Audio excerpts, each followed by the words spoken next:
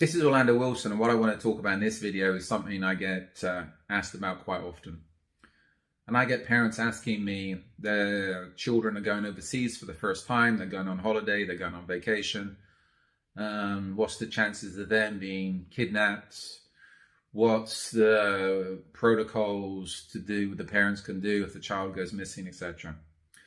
Well, the main thing is, with all of this, you need to have good communications with your children or the person that's traveling. It doesn't have to be a child. If they drop off grid, if you can't communicate with them for a few days, you need to have other ways to get in touch with them. Get in touch with them through the tour company they went with, through the accommodation they're staying at, be it Airbnb, be it hotel, etc. There are plenty of examples where somebody has been sick, they've had to go to hospital, they've been involved in an accident, etc. You need to have communications with people around the person that's traveling to keep you up to date on their situation, especially if there's an emergency. Now, let's say somebody goes missing. We can say we have an American teenager or somebody in their early 20s, they're going to Europe. Let's say they don't report in to their parents for a couple of days. What can you do about it? To be honest with you, not much. If you go to report them missing, you're going to have to go to your local police department. They'll most probably point you to the FBI.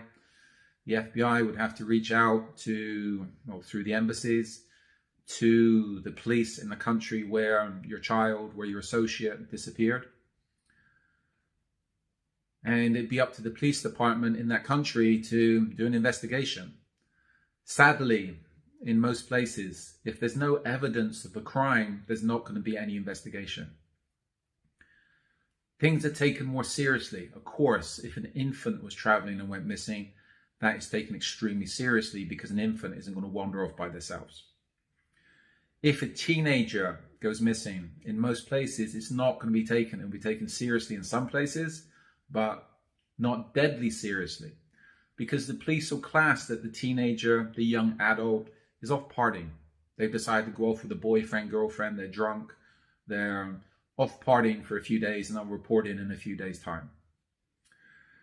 After that few days, if the teenager doesn't report in and there's still no evidence of a crime, the chances are the local police department, be it a city, etc., there's not much they can do about it. They might alert their officers that there's a missing person, but that's it.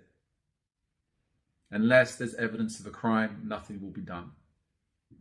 And it's the same for if Europeans have got children going to the US, if they have a child going to a major city in the US and they lose touch with them for a few days, even if they manage to contact the local police department in the US and report that person missing, the cops will do a welfare check. They will go around and check the accommodation, etc., check the last place that person was known.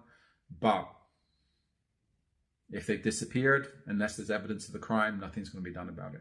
So this is where, if you have a loved one, be it young adult, teenager, etc., traveling, ensure you have protocols to stay in contact with them. Ensure if they drop off grid, you know how to contact their friends, their associates, their tour guides, and their accommodation to find out what the real story is. And hopefully you will be able to locate them pretty quickly.